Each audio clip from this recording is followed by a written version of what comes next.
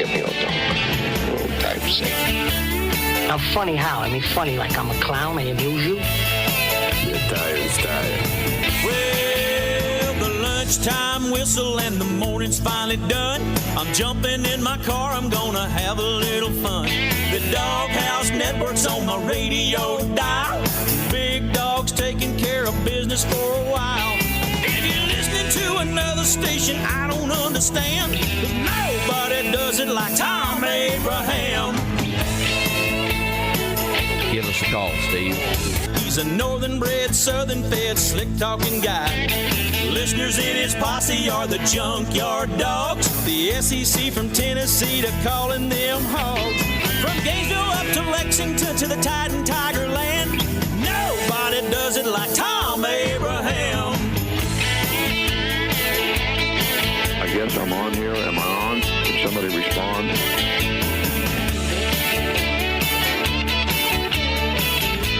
And good afternoon, everyone, and welcome to a truncated Top 10 Tuesday in the Doghouse. Probably not going to get a Top 10 in here, although I got numbers for you. I got digits. Top 10 Tuesday is more than just top 10s, you know. It's digits, a lot of data-driven show for you, to be honest with you. But look, we just got you for like an hour and 15 minutes. I mean, from right now, we got you for an hour and, 15 minutes.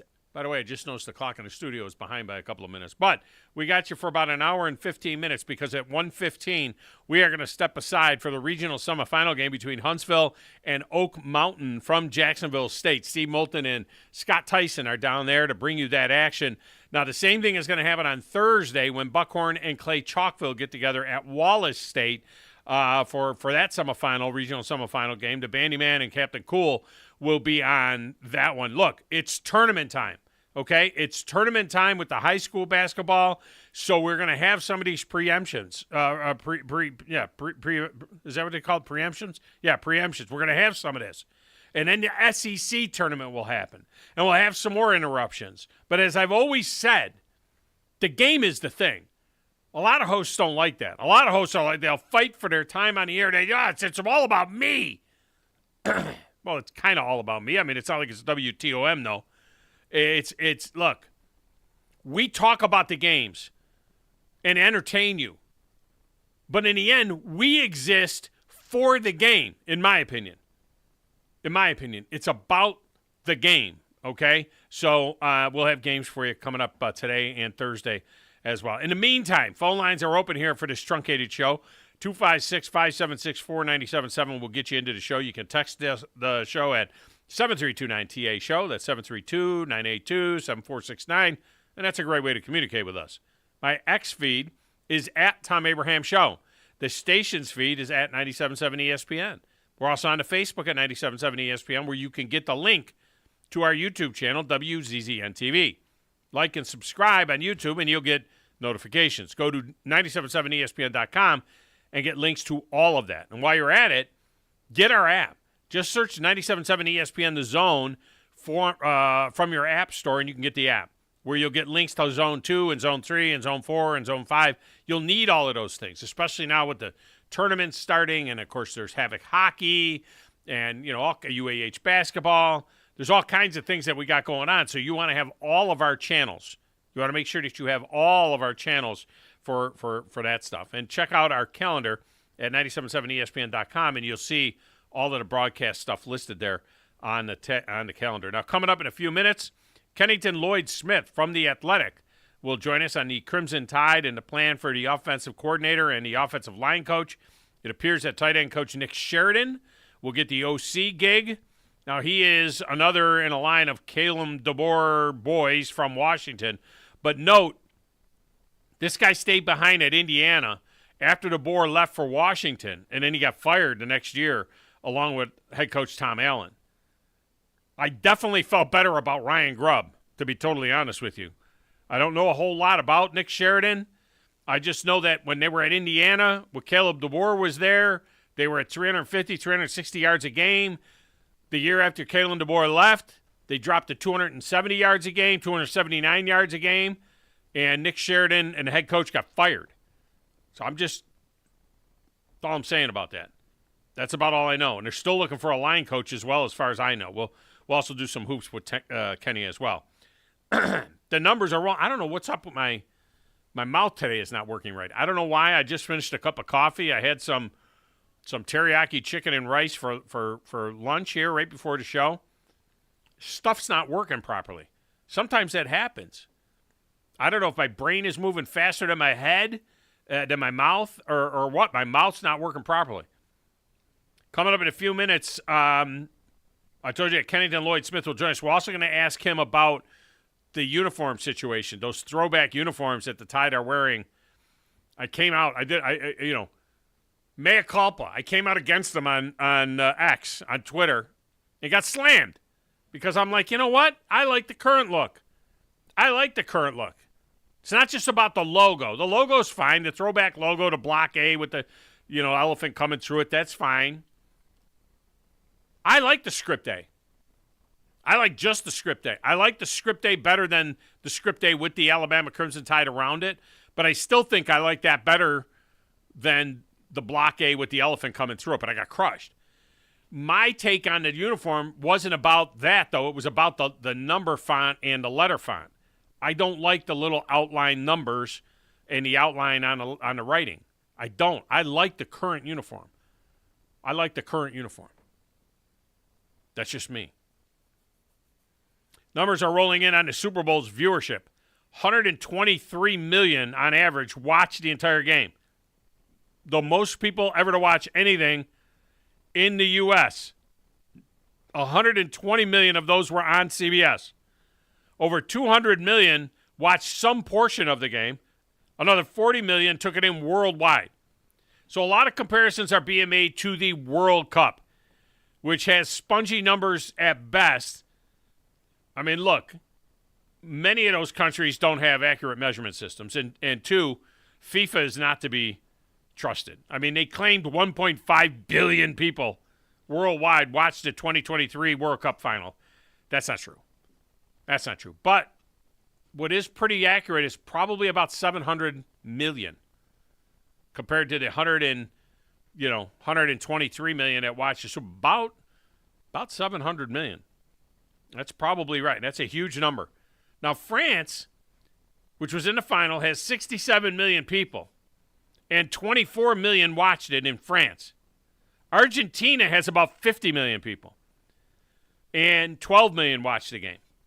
Now, the U.S. has 350 million people, and 22 million watched the World Cup final.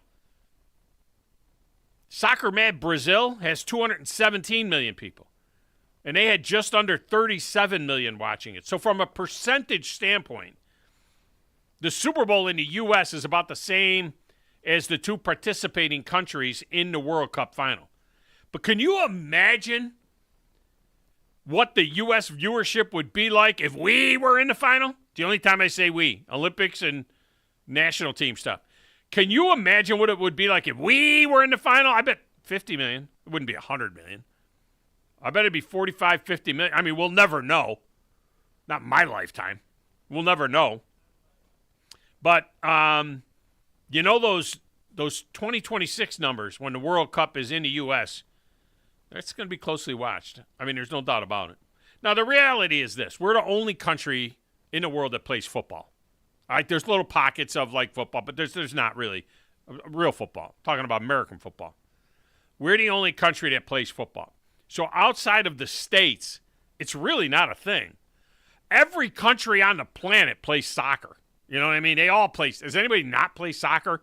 All you need is a skull and, a net the size of Connecticut, and you've got a soccer stadium. You go play. You know what I mean? Everybody plays soccer. Doesn't take anything. Football's harder. There's more skills involved. It's not just the running and your feet. Football's harder. It's physical, first of all. It's very physical. You have to be very, very tough physically. And then you have different kind of people. You have big and strong people that are on the line. You have people that can jump over the moon that are defensive linemen. You've got linebackers that cut your throat out. You got DBs that are small and fast. You got wide receivers. You got offensive linemen. You got defense. You got to be able to throw. You got to be able to catch. You got to be able to kick. You got to be able to do all these things. And that I mentioned, it's a very tough physical game. So only Americans play football, all right? Because we're the toughest country in the world, so we got the toughest people in the world, so we play the toughest game in the world, which is football. Although that Australian rules football and their rugby can be pretty rugged too. I got to give them credit for that. And they're not wearing a lot of gear. But the reality is we're the only ones that play American football. And it's okay. And I think football should stay here, by the way. I don't need these games overseas. 80% of those worldwide fans are displaced Americans anyway. When the Eagles play a game in Brazil next year, I mean, it will be a great curiosity. It'll sell out in 5 minutes. I get all of that. But Brazilians are not going to take up the game in mass because we went down there and played a game. I don't like it. I don't like it. The other talking point coming out of the Super Bowl is the performance of Tony Romo on the telecast. And how he never seemed to shut up during the big moments. Look, the dude had some really good pre-snap insight. That was the old Romo. There were some things he said, look out for this and look out for that, based on alignment and motion. And that was excellent. I got to give him credit. I'm not a Romo fan, but I thought some of his pre-snap commentary was excellent. But when a big play happened, you got to lay out a little bit. You don't scream at us for 30 seconds. You lay out a little bit. Let us absorb the moment. Just set the Z. Somebody should cut his mic off. I mean, as soon as Jim Nantz made the touchdown call, Romo jumped in and just started screaming at us for 30 straight seconds. Just lay out 15 seconds. That's all. Let us absorb it. And then when the replay comes up, then you can start describing it. Don't be hyperventilating and screaming at us. Let it breathe. It's TV, not radio. Let it breathe. All right, over there in that little glass booth with the slanted ceiling and the no windows. He's over there playing a Platters That Matter and a Stacks of Wax. The only window he's got is the one he's looking through at me. He's manning the phones. He's keeping us on the air. It's DJ Grizzy Grizz. Who in the blue hell are you? What is your name? Detective. It doesn't matter what your name is. I'm the producer of this show. If I didn't step up, you're nowhere. I put this thing together out of spit and polish. I mean, this is ridiculous. It's a radio show. It ain't a 1-hour television spectacular. I think this is one of the traits of a really good producer. Keep the talent happy. I'm all jacked up on Mountain Dew. That Thom. Hey, Thom. He may be the smartest person that I've ever met. Testosterone high today. What's that? Testosterone, whatever the it is. Testosterone. I wake up in the morning, I piss excellence. It really doesn't matter what you think. It really doesn't matter what you say.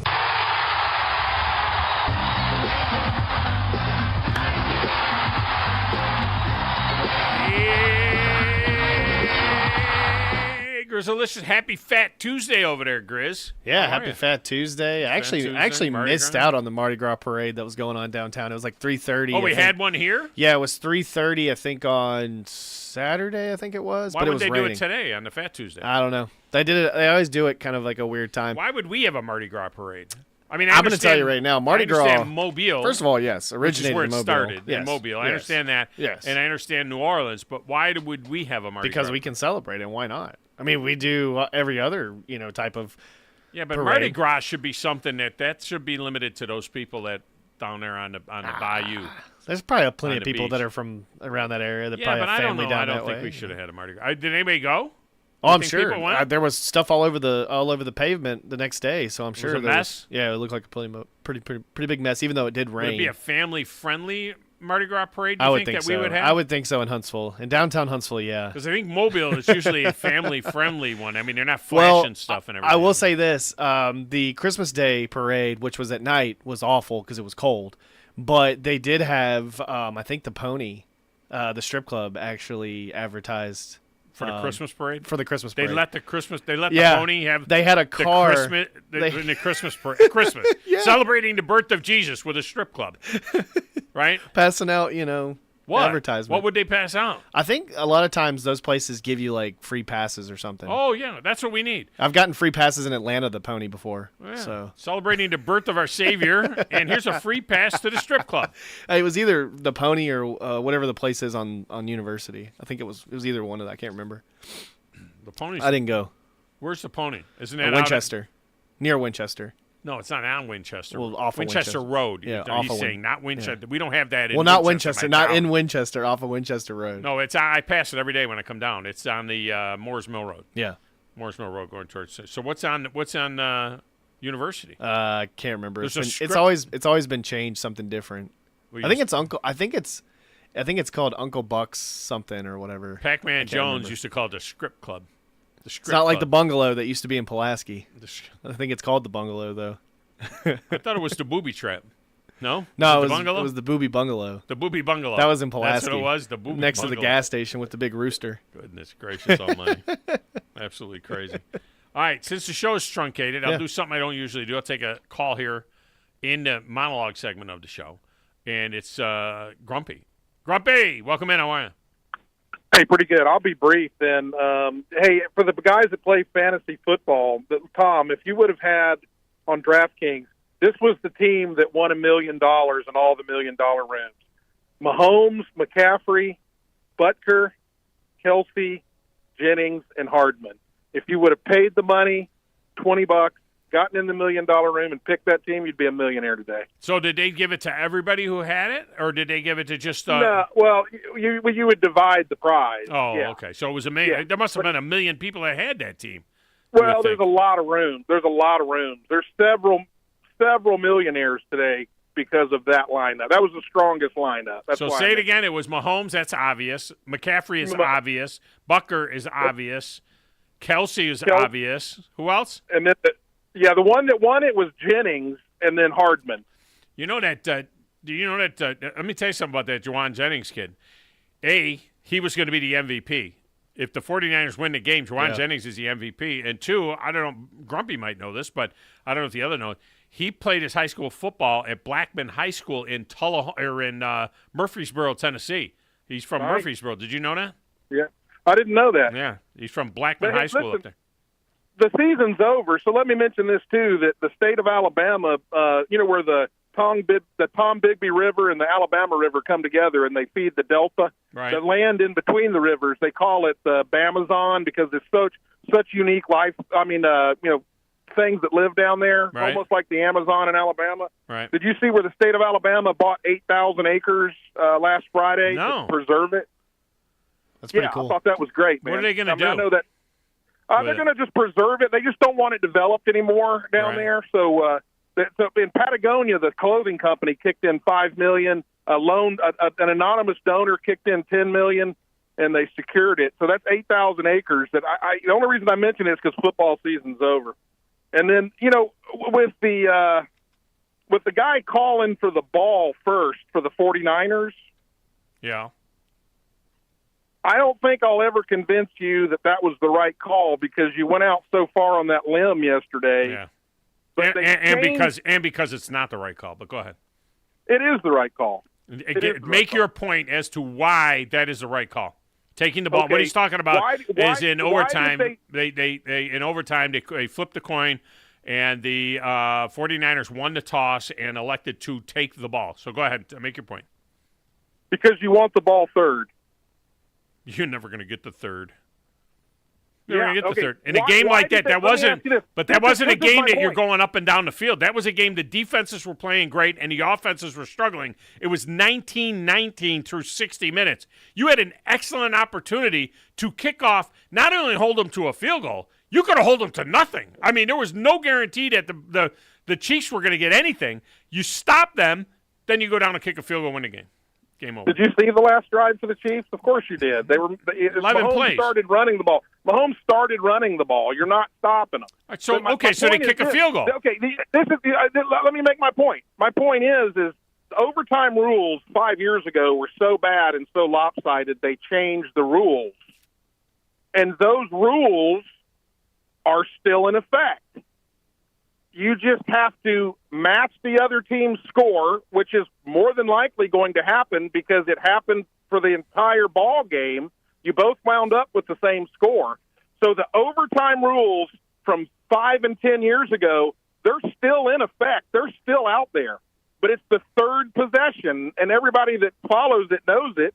The third team that scores, it's automatic. It's sudden death. You win. If it's The third tied. team doesn't get the ball. If it's tied, they were never going to get to a third possession, nor did they get to a third possession. If it's tied is the only way you get to that third possession. And the odds are, in a game that was 19-19, I'm going to kick off, play defense. Well, I'm saying the odds are because it's what happened. You kick off, you play defense, and in one game it happened in the playoffs where the team that got the ball in overtime went down, scored, and that was the Buffalo-Kansas City game. It was only 3 years ago. It hasn't been 5 or 10 years.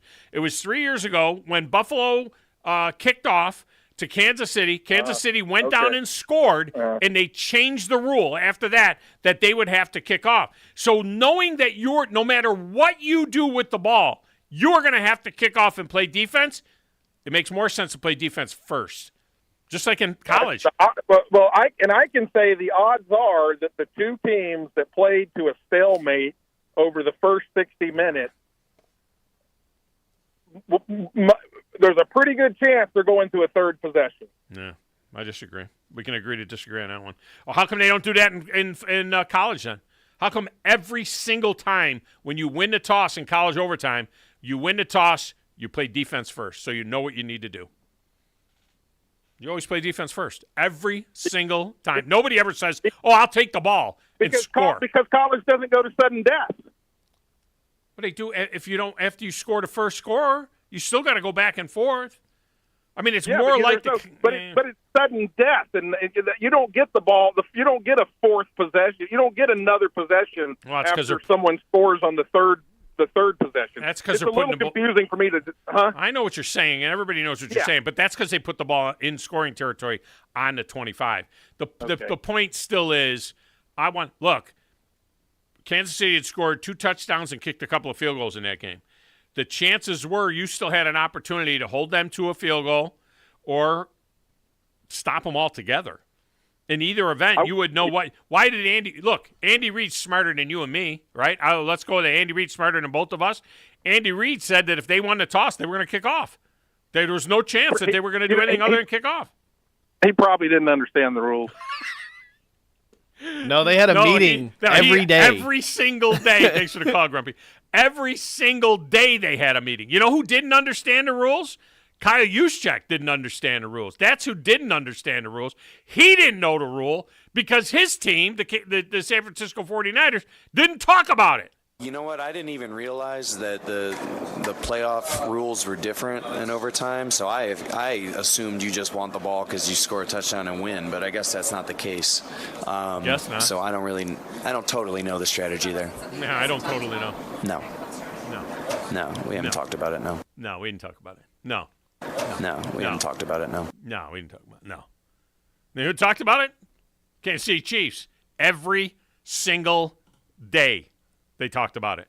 But no, Kyle Juszczyk didn't know what the hell was going on. They didn't know what the strategy was.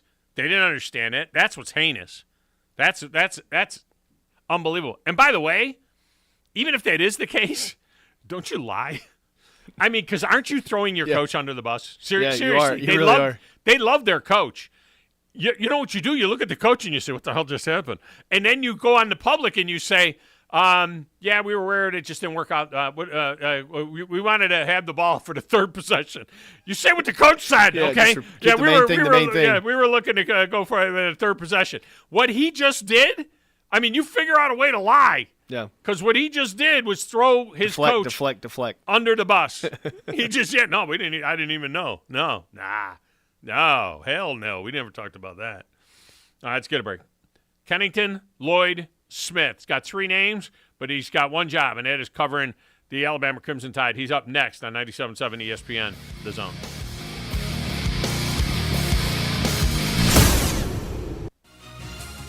You're listening to the Thom Abraham Show on 97.7 ESPN, The Zone.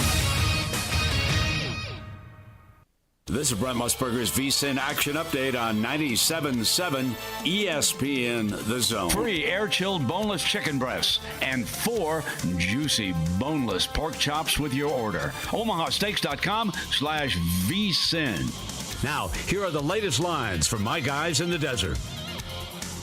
Lots of movement in this week's AP Top 25 men's basketball poll. UConn still number 1. Purdue stays put at number 2. The Boilermakers and Huskies both betting favorites at plus 550 to win the national title. Houston up 2 spots to number 3. Marquette up 3 spots to number 4. Arizona jumped 3 spots to number 5. Tennessee down 2 spots to 8. Baylor jumped 1 spot to number 12. Auburn down 1 spot to 13. Illinois slipped 4 spots to number 14. Alabama up a spot to number 15. Wisconsin slid 9 spots to number 20. Indiana State ranked number 23. They're in the poll for the first time since the Larry Bird days. They're a plus 20,000 bet to win the national title. Get the latest lines and more at vsin.com. Hello, Alabama sports fans. Did you know that it's illegal to place a sports bet on the big game in our state? Right now, you can place a legal wager in 38 states, including Tennessee, Florida, and Mississippi. But Alabama fans are missing out. Only you can help make a change. Call your legislator now and tell them you want the right to vote to allow sports betting in Alabama. Contact your legislator today by visiting sportsbettingalliance.org. Paid for by Sports Betting Alliance. sportsbettingalliance.org. Are you tired of chasing a roofing contractor to show up on time, or even show up at all? I'm Sam Fleming with Fleming Roofing and Restoration. Our motto at Fleming Roofing is we show up. Our goal at Fleming Roofing is to provide the reliable customer service that you deserve, and we have the resources to meet all of your roofing needs: residential, commercial, industrial, replacement, or repairs. We are manufacturer certified for roof coatings, single-ply membranes, and asphalt shingles. Whenever you need a roofing professional you can count on, call Fleming Roofing and Restoration. We are committed to finding the solution that meets your needs. We don't have quotas or heavy-handed sales tactics. Fleming Roofing, we have expert experience. We show up. Free estimates, residential, commercial, industrial, replacement, or repairs. Check us out at FlemingHSV.com. FlemingHSV.com. When you need a quick response, it's Fleming Roofing and Restoration. We show up. What's better than 2 end-zone sports bars? 3 end-zone sports bars. And we have you covered with our original location on University across from Red Lobster, in Jones Valley on Cecil Ashburn near Carl T. Jones, and our newest location in the Midtown District on McMurtry Drive opposite the Target Plaza. All locations feature the NFL Sunday Ticket, Tuesday half-price burgers, and Wednesday $1 jumbo wings all day long. You're never far from the end zone. End Zone Sports Bar. Hi, this is Wes Neighbors. I'm here with Sam Fleming with Fleming Roofing and Restoration. Sam, tell the folks about Fleming Roofing and Restoration. Hey Wes, our company Fleming Roofing and Restoration specializes in commercial and residential roofing and repairs. I'm a 5th generation Huntsvillian, and our family's been doing construction business in Huntsville area since 1965. Sam, what kind of roofs does Fleming Roofing and Restoration do? Our guys are skilled enough. We can come out and address any kind of leaks or issues you might have on your commercial, on your metal roofing, on your shingles. We can do anything, and we can offer you a solution to repair it, or we can replace it. Well, you guys also do insurance restoration. Our staff has 10 plus years of experience as insurance adjusters, and we really do know the inside and out of the claims process at Fleming Roofing and Restoration. Check out Fleming Roofing and Restoration online at FlemingHSV.com, or you can call or text them at 256-651-9440. Hey Wes, we show up. Not looking or feeling your best? No energy for the things you like to do? Ready to look and feel younger? Make your appointment at Advanced Life Clinic, one of the region's foremost destinations for patients interested in looking and feeling their best. Specializing in advanced laser treatments and weight loss, male and female rejuvenation to offset the effects of aging, and more. See how Advanced Life Clinic can help you enjoy your life again. Call 256-882-6555 or log on advancedlifeclinic.com. Are you tired of power outages disrupting your life? It's time for a Generac standby generator from Current Electrical. Storms may rage outside, but inside your family's powered up. So why choose Current Electrical for your generator needs? 1, we offer a wide range of models to suit every budget and energy requirement. 2, our project managers handle every step of the process: power, gas, permitting, and inspections. 3, our certified technicians install your generator with precision, ensuring peace of mind. Don't wait for the next blackout. Call 256-880-1880 or visit us online at GenSuperstore.com. each week. Check out our latest zone deal online at 977ESPN.com. I'm eating good food. We are 97.7 ESPN The Zone.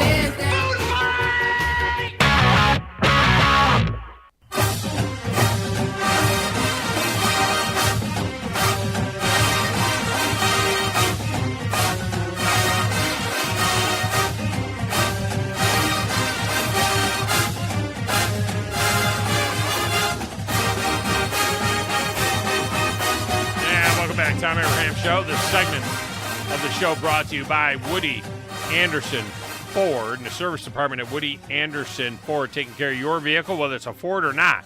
They can do it all, from tire rotations to wheel alignments, brake jobs, oil changes, engine tune-ups, training work. They do it all from the service department and the Quick Lane Tire and Auto Center. It's Woody Anderson Ford. Go to WoodyAndersonFord.com to learn more and check out the certified gold pre-owned vehicles as well. Plus the new inventory. I have bought multiple vehicles out of the Certified Gold Pre-Owned inventory. They are always outstanding. Never had a problem with them. Love the vehicles down there at Woody Anderson Ford. It's the only place I've gone in the Tennessee Valley since 2004, now 20 years. It's my place, Woody Anderson Ford. All right, joining us now, a guy that does a tremendous job at The Athletic, covering the Crimson Tide, and he is, of course, Kennington Lloyd Smith, and he joins us now on a Neighbors Wealth Management Hotline. Kenny, welcome back to the show. How are you? I'm good. How are you? I am fantastic. Couple of items to get into. Let's talk about the football team first and the need to fill the offensive coordinator and offensive line position now that the two coaches left to go to the Seattle Seahawks.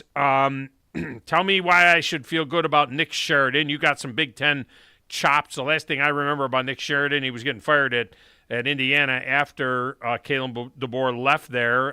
The following year, their numbers went down. He and Tom Allen got canned there. He went with Kalen DeBoer, but tell me why we can feel okay, if you're an Alabama fan, about Nick Sheridan becoming the offensive coordinator. Yeah, I think what I would point to outside of Sheridan would just be Kalen DeBoer and his offensive scheme. This is kind of like whenever Alabama got a new defensive coordinator under Nick Saban, and it was, well, this is the Nick Saban defense. It's just going to be somebody kind of assisting him in running that defense, or even, when someone was selected as offensive coordinator, it's the Nick Saban, it's the Alabama offense. This person is just going to be operating it. So I think you look at Kalen DeBoer as kind of the mastermind of the offense, somebody who's obviously been a play caller, somebody who knows the ins and outs of this offense, someone who's going to be really a key part of keeping everything as status quo, and Nick Sheridan having that familiarity with Kalen DeBoer. I think he's going to slide right in, and those two are going to work well in tandem together. So that's what I would say in terms of why fans should be encouraged, because Kalen DeBoer is an offensive-minded coach. His hands are going to be a part of this offense. I think the bigger question is, who is the play-calling responsibility going to fall on? Is it going to be Kalen DeBoer as a head coach, which we've seen across the country with guys like Lincoln Riley and Ryan Day calling the plays, or is it going to be Sheridan calling the plays? I think that's probably where the biggest intrigue is at in terms of the position. Yeah, because I believe Ryan Grubb was calling the plays last year at Washington, although I'm sure that Kalen DeBoer had a lot of influence on that as well. But nobody has asked him yet as to who's calling the plays. I have that same sense. I have the sense that DeBoer may be calling his own plays this year. Yeah, I think so too. I mean, especially just in this first year, you just think about a fortunate situation for Ryan Grubb, but an unfortunate situation for Kalen DeBoer to lose his offensive coordinator this far into the hiring cycle. I mean, the college hiring cycle is effectively over. The NFL hiring cycle is somewhat still open because the Super Bowl ended, but there's just not a lot of options out there, you would think, for Kalen DeBoer to go and try to poach somebody to bring onto his staff. So maybe it's kind of one of those things where he decides to just call plays for 2024 and then reevaluate going into 2025. Maybe he empowers Sheridan to just call the plays from the beginning, and we'll be able to evaluate after the season. But, just my sentiments, I would expect for, if not Kalen DeBoer to call the plays exclusively in 2024, to be heavily influenced in the game planning this season. Yeah. The other guy that they got to replace is the offensive coordinator, or the offensive line coach, which you can say arguably is the next most important coach on the offensive staff. What names are you hearing there? Because, again, pretty much everybody is set, although we do see people leave other places. Obviously, that's what happened with Bill O'Brien leaving Ohio State, which opened that up for Chip Kelly, and we see the dominoes continue to fall on that deal. But what are you hearing about offensive line? Because they certainly they felt like they had a guy there that was that had some pretty good chops as well, and now he leaves to go as well with Ryan Grubb. Yeah, I mean, it's been pretty quiet on that front as far as just kind of what I've heard as far as the position. But I think one thing that I would tell Alabama fans to kind of, calm their nerves is that this is going to be a high-profile position, and this is going to be a position that's going to attract a lot of interest. Whether you're a college coach trying to elevate your profile or if you're an NFL coach coming to college, to go from the NFL to Alabama, would not be seen as a downgrade by any means just because of the cachet and how much influence, how much power the brand has. So it's going to be kind of a wait and see to see who DeBoer tabs as far as the offensive line coach, but I do think it's going to be a name and a candidate of somebody who's very experienced and somebody who's going to bring a lot to the table to fill that role. Yeah. Kennington, Lloyd Smith with us here talking some Alabama. I saw, and by the way, one thing I thought was very interesting is when the recruiting cycle was over, Alabama still had the number 2 class in the country, and they weren't that far behind Georgia. So for all of the angst about talent and so on, this is still a very talented roster that has a very talented class coming in of young players. So, all of this thought process that, with DeBoer, with Saban leaving and DeBoer coming in, that they were going to have this mass exodus. Certainly you would love to have Caleb Downs in there, and you would love to have, Isaiah Bond in there and some of the guys that left. But having said that, it's not like the cupboard is bare. I mean, they still had a great recruiting class, and they still have probably, I'm certain, at least a top 5 roster, maybe a top 3 roster when you look at the overall talent. Yeah, absolutely. I mean, when you think about just the breakdown of players who left, 5 of them were starters. That's, Malik Benson, Isaiah Barnes, Caleb Downs, Seth McLaughlin, and Caden Proctor. And of that list, you probably would think that Downs is probably, if you would call a player irreplaceable, it will probably be him. But these are, good players, but not players that you would say are doom and gloom that them leaving the program. Right. There were several guys who were listed as backups, but the majority of the roster of the guys who left were players that were not listed within the 2 deep of the 2023 team. So really what Alabama lost most was depth, not frontline starters and guys who are going to be contributing on Saturday. So the concern is that you're replacing the depth loss with incoming freshmen, but the good part about it is these are the most talented players in the country. Alabama's recruited at the highest clip in college football perennially for over a decade now. That didn't change in this class. So a lot of talent coming in. It is an experience, but I think a good thing about it is 20 freshmen are on campus right now as early enrollees, so they do get the chance to go through spring practice. They're going through winter conditioning right now, so they do have a bit of a leg up and a chance to learn the system and a chance to kind of get their bodies ready, because there's going to be some young players that are going to be filling some pretty key roles on this team, whether it's in the 2 deep or in special teams, and that's going to be something to watch going into this year. But this idea that the sky is falling and Alabama is going to fall off is just it's just inaccurate. This is a really talented roster, and let's just consider who the coach of this team is, Kalen DeBoer, who took what is perceived as lesser talent at Washington to the college football playoff. He's beaten Steve Sarkisian 2 times. He's beaten Dan Lanning 3 times. He's beaten Lincoln Riley. So he's gone up against elite coaches. He's won against elite coaches. He's shown that he's a big game coach as well. So you take a really talented roster and you have a really good coach, and, the combination is a team that can compete this fall. Yeah, a lot less talent. I mean, they were ranked 26th, their roster, in overall talent. I mean, that was below Missouri, Auburn, places like that, and Auburn's a place where you think that they're kind of reloading a little bit there and trying to build their talent up. But last year, Washington's roster was considered significantly less in terms of overall recruiting talent, to be less than what Auburn's was on the field, and along with many, many other teams as well. So, yes, this guy has shown an ability to do a lot with a little. Having said that, I'm on the record, 10-2 and hosting a playoff game. That's what I said. I said, 10-2 and we're going to host a playoff game. And the way this playoff is, this is going to stay at 6+6, 6-6 the first year. chances are it could be a team from a lesser conference, from a group of 5 conference. They may be 10-2, host a playoff game, win a playoff game, and be in the Final 4 or in the Final 8. Having said that, Vegas has come out with their win totals. This is the lowest win total I've seen for Alabama in 15 years. I mean, 9.5 wins is the win total. And, the first reaction would be, well, Nick Saban's gone. The second reaction, though, is to look at it. They're at Wisconsin. They haven't gone and played a Big Ten team on the road in, I don't know, ever, in memory, since they played Penn State, I guess. They're at Tennessee. They're at LSU. They got to go to Oklahoma, and they got Georgia coming in.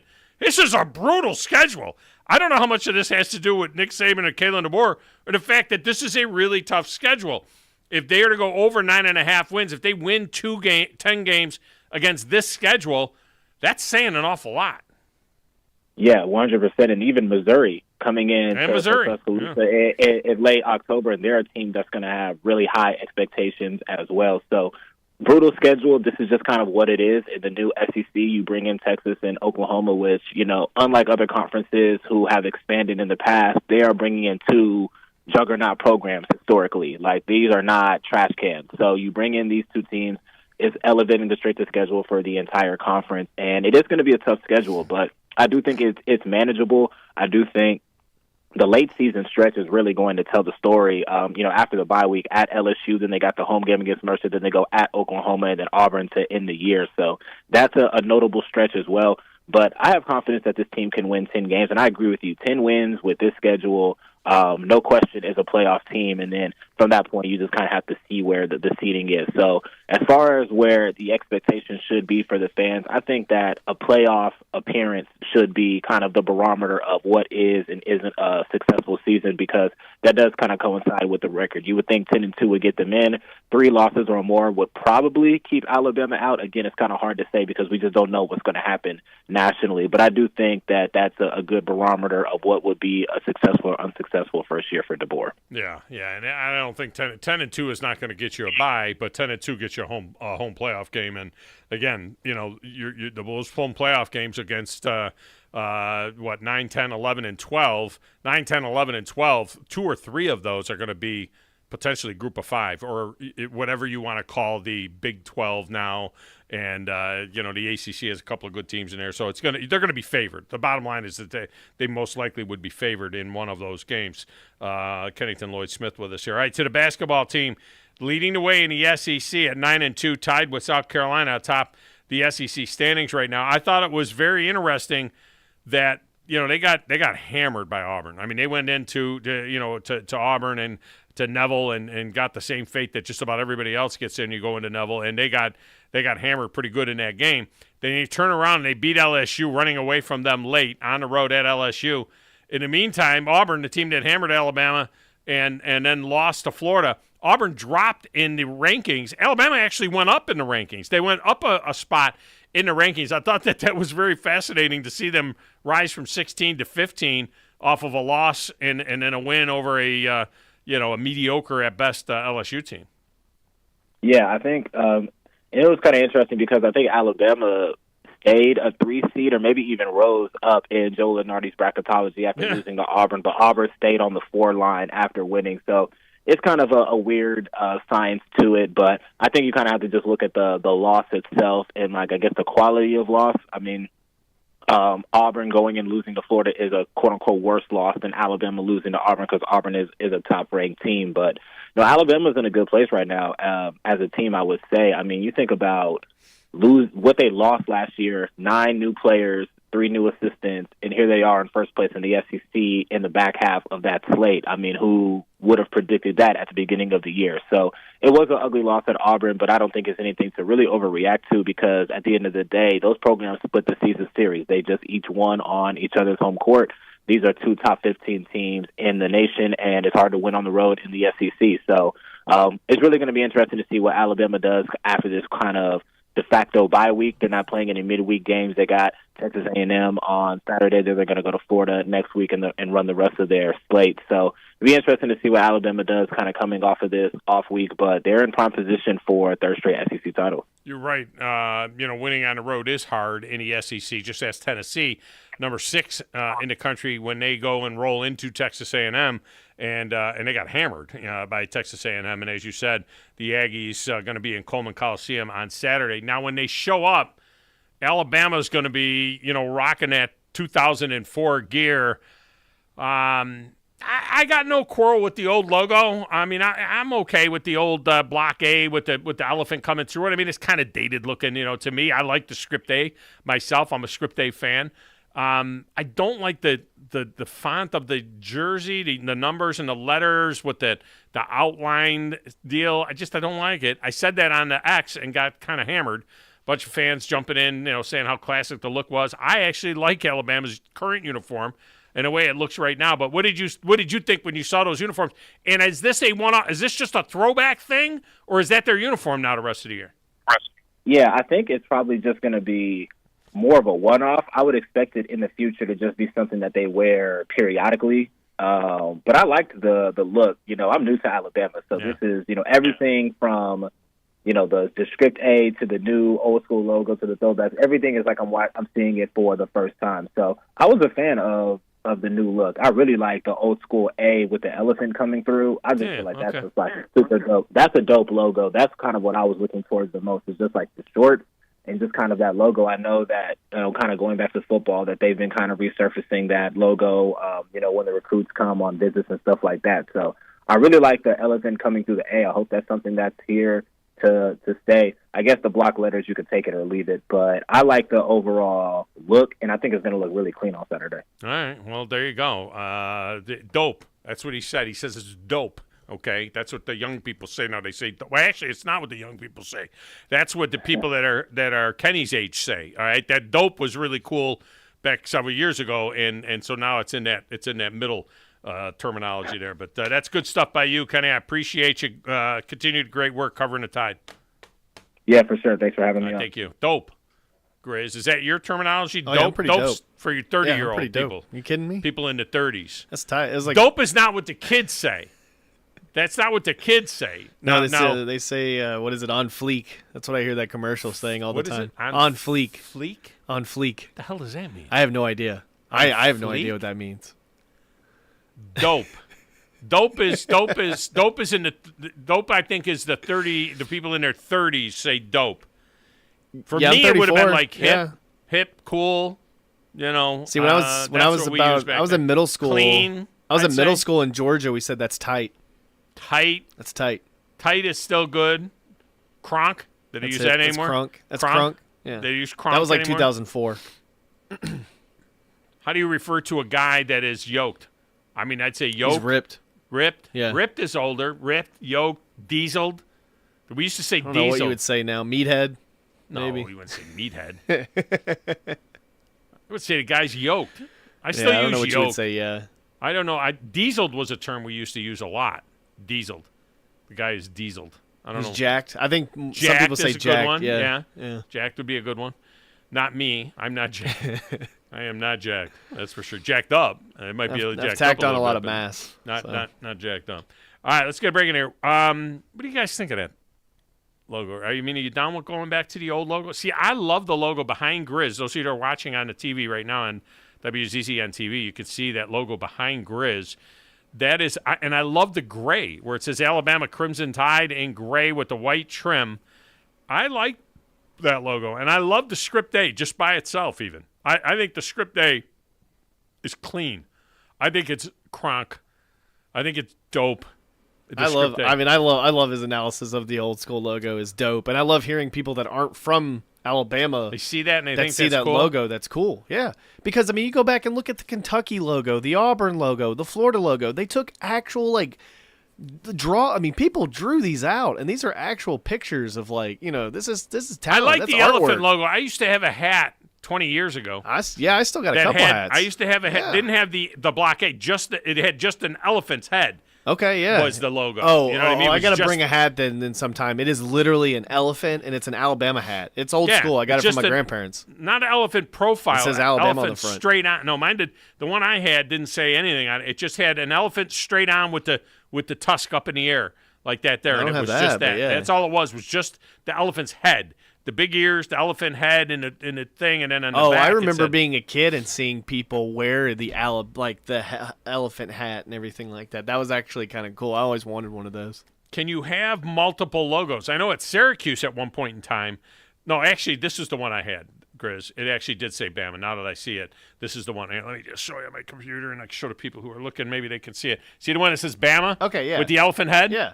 All right. I really dig that logo. That logo there is crunk. That was the logo. That's the logo I love. That was the logo between, I think, like the early 2000s that people weren't too down for. They thought it was too nice of an elephant. That's when I said 20 years ago. So it's 2003, 2004. People thought that was too nice of an elephant. They wanted the old.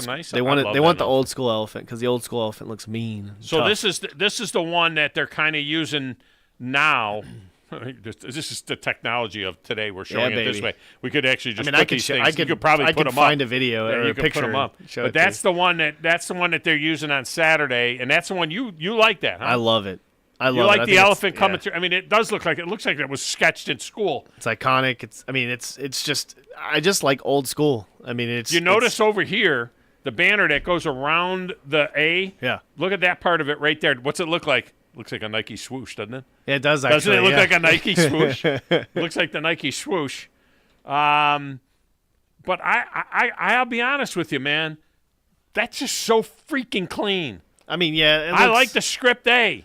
It's just you need to be watching on WZZN TV right now, and you'd see what we're talking about. You can see it too. The flat out script A, man. Yeah. Is just so clean. I like it, and that's not. I don't hate that. I don't hate that at all. I know some people hate that logo. I like it on the field. I do like that logo. I'll be honest with you. I can't believe this didn't get more run. I just think people didn't like the elephant. I think the elephant's tough as hell. I think people thought the elephant looked kind of...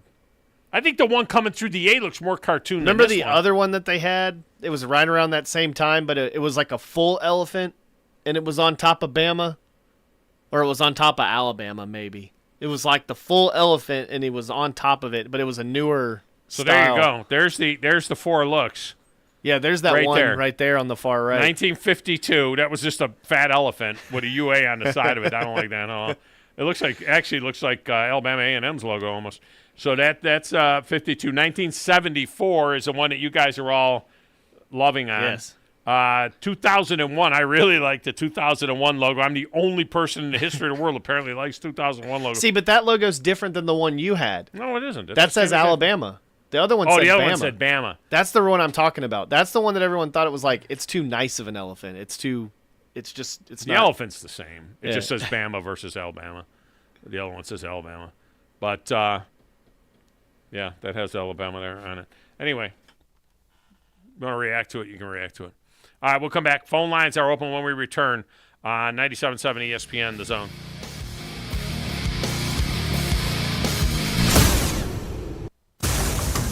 It's a beautiful day for a ball game. Here it comes, and there it goes. Fly ball, deep left field, way back. This one is up. This one is gone. Grab your peanuts and Cracker Jacks and get ready to cheer on the Tide. Called third strike, a slider lower inside corner. The Tide plays here all season long. Here's a spin. Here's Bowman's throw home. The slide, and he's safe. On your home for Alabama baseball, the Crimson Tide Sports Network from Learfield.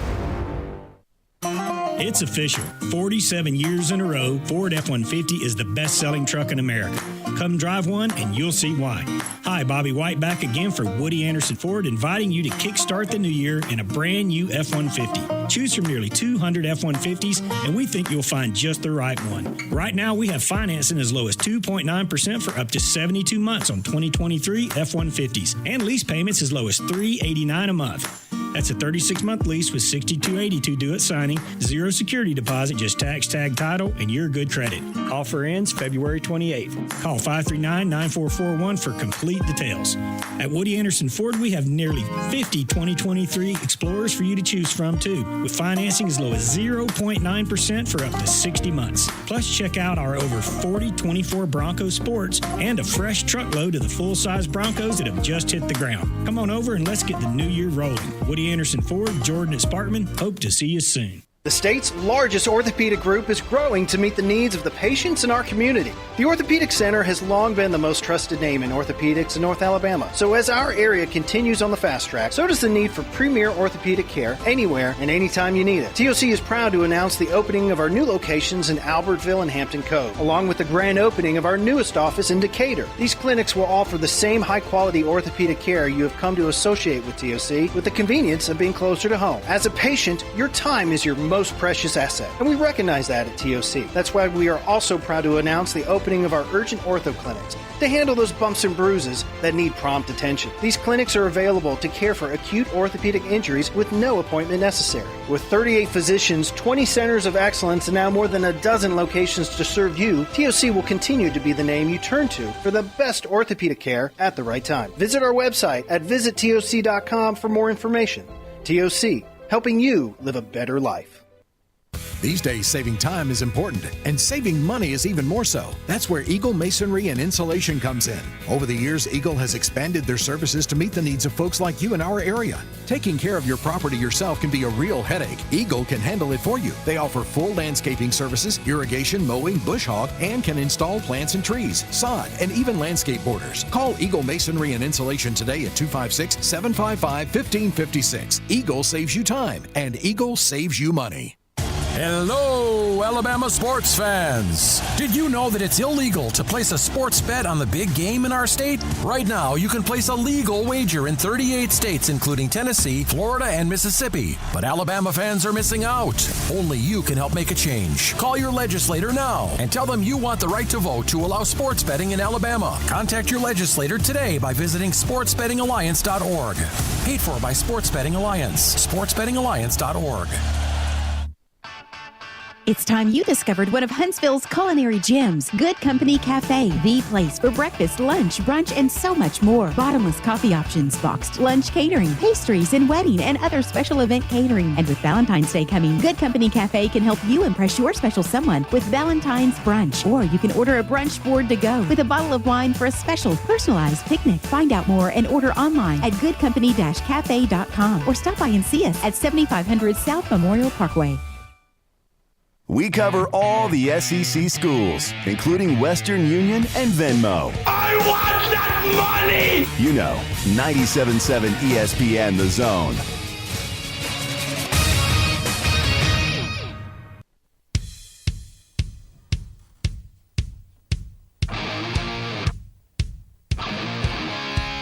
Segment of the Thom Abraham Show brought to you by North Alabama Mortgage. Brian Hammaker and his team at North Alabama Mortgage have all the answers for you. I mean, if you're thinking mortgage, they have all the answers. Refinance, buying new, the rates are coming down, then you can refi as well. Got a lot of home equity right now. You may be thinking about a vacation home, right? Some of you say got to the end of the year, had a great year last year financially, maybe got a little extra dough, thinking about maybe it's time to buy a little vacation home down at the beach or at a lake or something like that. They've got programs to help you out with that. And don't be afraid of rate, because you can always refinance. You'd be surprised, the payment is not that much different when you're talking about a point and a half. They can help you with that. And you got a lot of equity in your home, your current home. You got a lot of equity, so they can help you out there as well. All right, so Kramer, you stay put. We're going to use you right off the top of the hour. We've got one segment left in the show, one short segment left in the show, because we're bailing at 1:15 for Huntsville coming up against Oak Mountain. They're playing Oak Mountain. It's Buckhorn playing Clay Chalkville. That one's going to be on Thursday. The winner of that Huntsville Oak Mountain game will play Grissom, which got the victory earlier today, just wrapped up. So big victory by Grissom, and we're hoping for it to be Grissom and Huntsville. Just keep that thing right here in North Alabama, if you know what I'm talking about. But you'll hear the Huntsville game coming up shortly. But we'll come back. You want to get on the lines, you can do it. Short segment next, right here on 97.7 ESPN The Zone.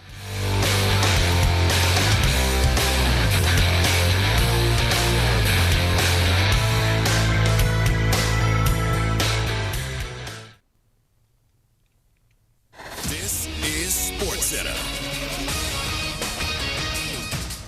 I'm Christine Lisi. The Chiefs' overtime win against the 49ers on Sunday night made it the most watched Super Bowl ever, averaging 123.4 million viewers. That's a 7% increase on Kansas City's last play win over Philadelphia in Super Bowl 57. That game also set betting records at Nevada sports books with over $185 million wagered, with the state sports books there. Betting on the Super Bowl in general up across the nation. More states expected to release their betting figures this week. The Giants and slugger Jorge Soler agreed to a 3-year, $42 million contract. San Francisco hoping he can add some much-needed power. Last year, the team finished 19th in the majors in homers and 27th in slugging percentage. In the wake of a chaotic Phoenix Open last weekend, changes coming to next year's tournament. Organizers say nothing's off the table when it comes to a complete operations change of how that event is managed. WZZN, Union Grove, Huntsville, Alabama. 97.7 ESPN, The Zone.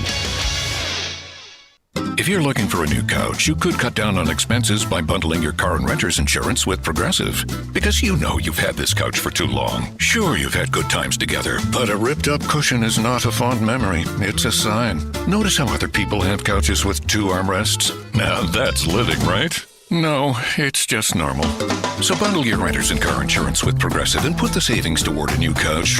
Please, it's time. Progressive Casualty Insurance Company. Coverage provided and serviced by affiliates and third-party insurers. Not available in all states. Tom Luganbill here for my friends at Woody Anderson Ford. Bobby White and his team take great pride in their service department, and you can see it the moment you walk into those beautiful new service lanes. And just like a championship team, they all work together to make sure your experience is second to none, whether you drive a Ford or not. Also, check out the gold-certified pre-owned inventory at Woody Anderson Ford for great deals every day.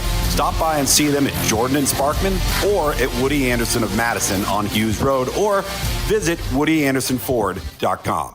Hello, Alabama sports fans. Did you know that it's illegal to place a sports bet on the big game in our state? Right now, you can place a legal wager in 38 states, including Tennessee, Florida, and Mississippi. But Alabama fans are missing out. Only you can help make a change. Call your legislator now and tell them you want the right to vote to allow sports betting in Alabama. Contact your legislator today by visiting sportsbettingalliance.org.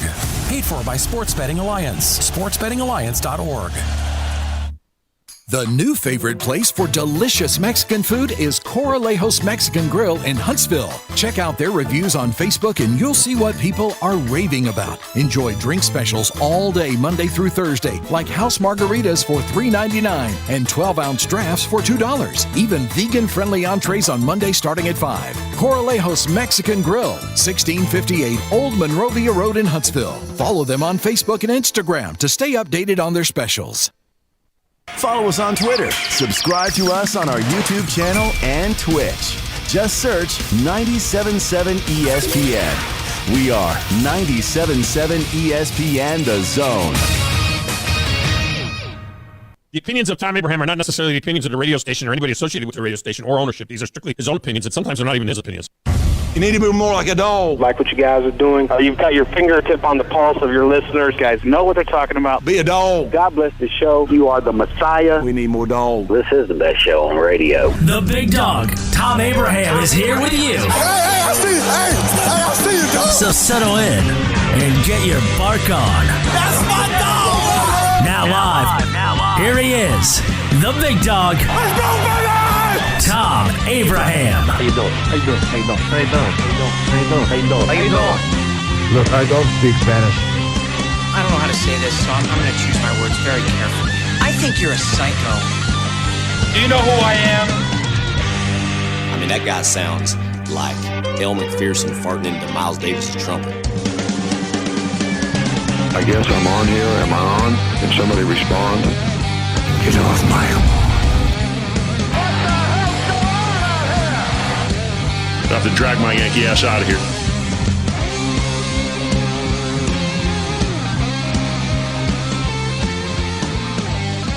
And welcome back. I'd say hour number 2, but it's not hour number 2. It's 15 minutes number 2 here on the Thom Abraham Show. This segment brought to you by TOC, the orthopedic specialist that pretty much every high school in a region uses is TOC Sports. Alabama A&M and Huntsville Havoc rely on TOC as well. but it doesn't have to be a sports injury. It might just be a work accident, or maybe you're just breaking down a little bit. TOC is the right specialist for you, and they also have the right ice suite to be utilized by Badger Larry and his friends after he won the Grand Trifecta 2, the winter Grand Trifecta. Great job by him, and he'll be able to use that TOC ice suite, and we appreciate them making that great prize available. Okay, phone lines are open, 256-5764-977. Remember, it's the text window at 732-982-7469. I got a couple of calls today on the text window. You text the text window. You call 256-5764-977. You text 7329-TA show. It works that easily. Let's go to those lines with Kramer.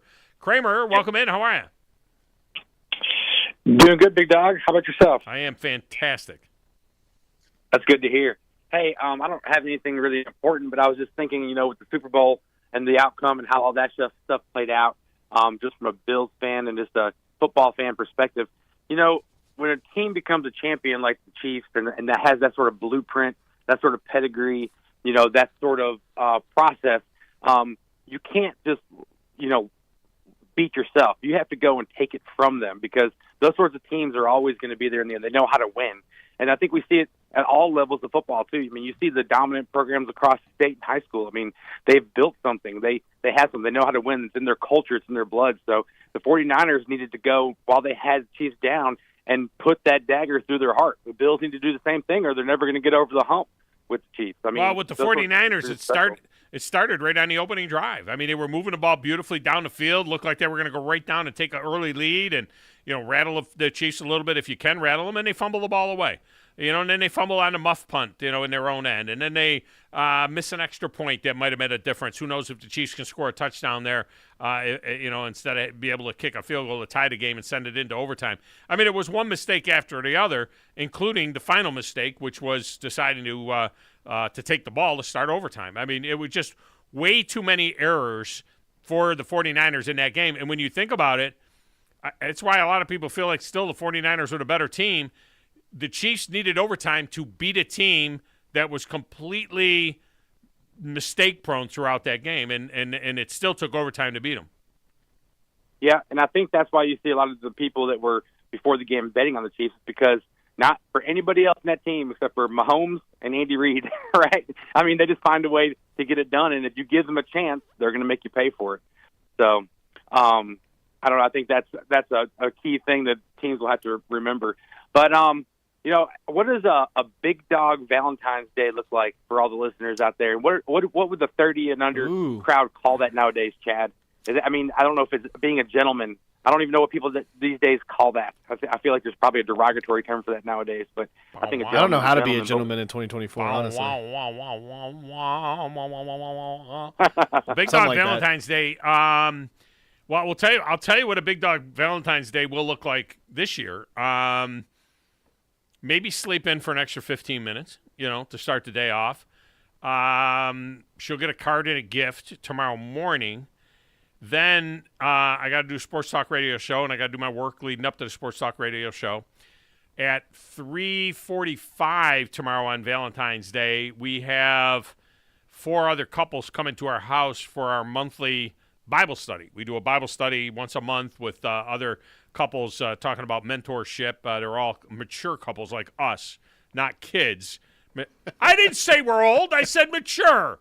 Why do you got to laugh like that? They're mature couples. I mean, you could be whatever age, but the word mature is in quotations. Well, let's just say they're all 55-year-old. I've hung out with some older people before there's a that aren't necessarily mature. It's actually a Bible study that I started for people that are our age, a little younger. A couple of them are a little older.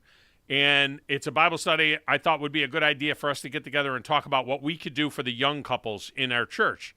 So everybody in the group has been married at least 40 years.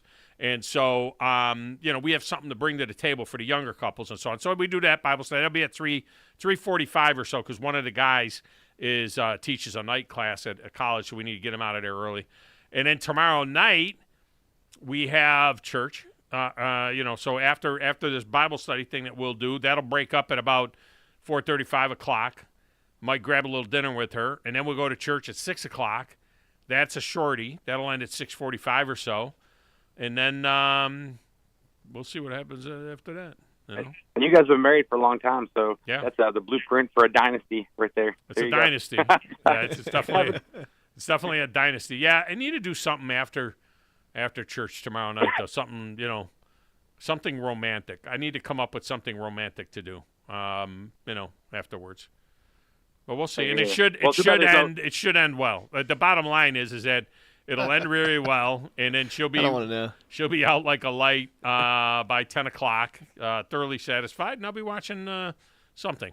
I'll be watching a hockey there's game. no football on, and there's nothing more romantic than a football game. So you can always watch some Brown season highlights. Yeah. Cut off the end or something like that. That's pretty romantic. From the 80s. I have to go back and watch Yeah, there you go. I have to cut the end of that out as well. Check that out. That's true. All right, well, I'll talk to you later, Big Dog. Have a good one. Appreciate you.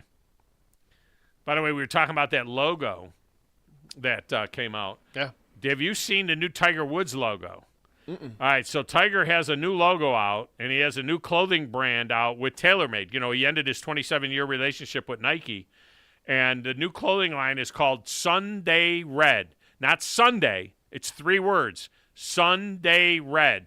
The reason they made it 3 words, Sunday Red, obviously it's playing off the fact that he always wore red on Sunday. Supposedly the research into this, 3 words is a very powerful saying, I guess, or logo or imaging or whatever, to have 3 words. I don't know why. Never heard of that before. But that's why TaylorMade made this Sunday Red. And we'll see what the gear looks like. But the new Tiger logo sucks. For lack of a better word, it kind of sucks. It's a tiger. It's like spaghetti. It looks like spaghetti. It's a tiger, and Grizz, it has maybe macaroni. It has 15 stripes to represent the 15 majors that he's won. Okay, so apparently he doesn't intend on winning any more majors. So it's got 15 stripes on the tiger, but it looks, I don't know what it looks like. It looks like crap. Is what it looks like. Looks like one of those like fake polos. You find it at the thrift store or something. it's I found some bad. pretty good stuff at the thrift store before, but it just looks like a really bad logo. So the TW, looks worse than Lacosta. The old TW, the T over the W, which is a traditional Tiger Woods logo, I thought was a great logo. That logo, the TW, yeah, the TW, we won't see anymore. That logo's gone now, and we will not see that He's anymore. also got Tiger Woods Ventures, which is TGR, and it's like 3 spikes. I don't know what He's that had is. that forever though. Yeah. That company's been around forever. But anyway, so he has the new logo. So I put up a poll question today, and I didn't even get a chance to get to it, but I did put up. It's, by the way, if all you got to do is go to my X page, my Twitter page, and you can see the logo there in the article about Sunday Red. But favorite golf logo, the Golden Bear, Arnie's umbrella, Ben Hogan's script, which I love. I mean, the Ben Hogan script logo. I was going to put the logos up there with this, but I didn't have enough time to do it. And Tiger's TW. So right now, Ben Hogan's script logo is getting 6.1%. Tiger's TW logo is getting 21.2%.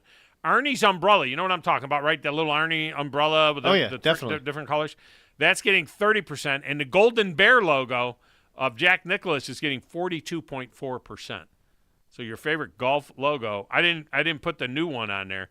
And if you look on my feed and you see the story there, Grizz, look how goofy Tiger looks. Doesn't he look goofy?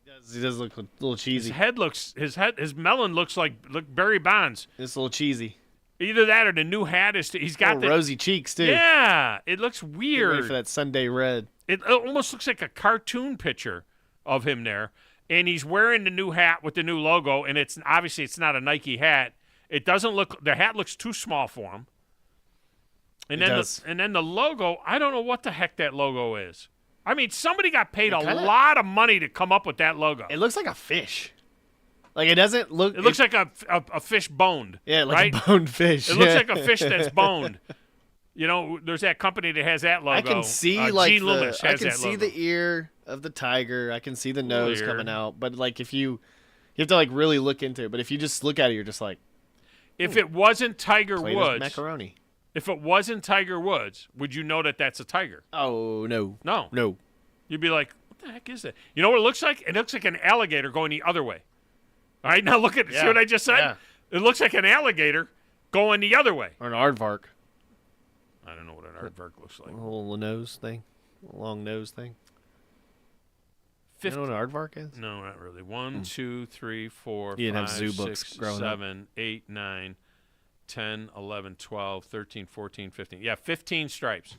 There's 15 stripes on the tiger to indicate the 15 major championships. So right now we're in a tie game. Chelsea and Sparkman girls right now. We might be able to go a little bit longer if anybody wanted to call in. No. No? Okay.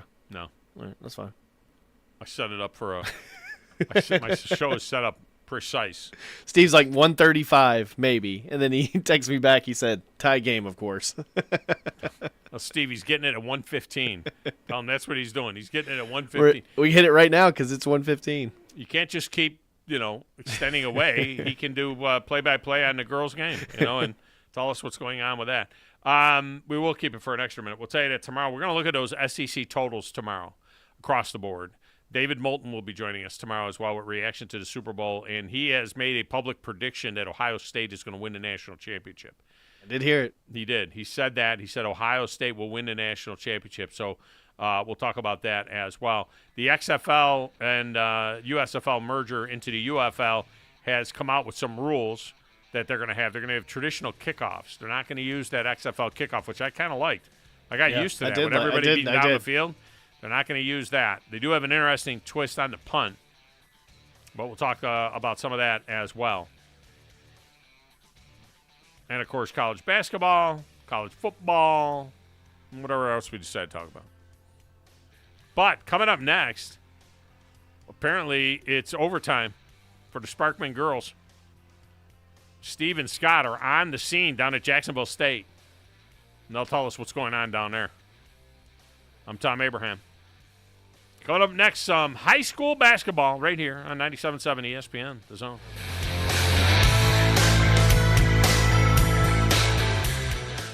The kitchen.